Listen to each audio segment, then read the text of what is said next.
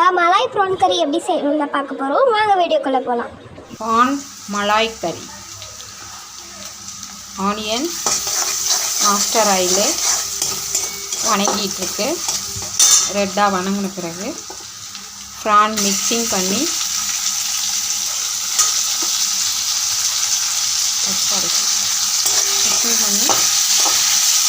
நல்லா ஃப்ரை பண்ணணும்.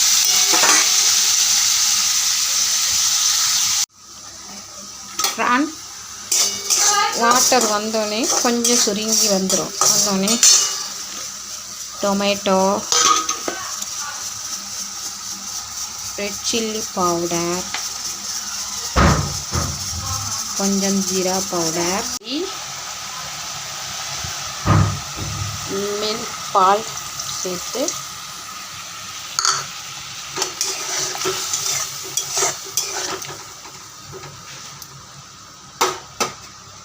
கொதி வந்தோடனே மலாய் கறி, ப்ரான் மலாய் கறி ரெடி. டேஸ்டியான மலாய் ப்ரான் கறி ரெடி.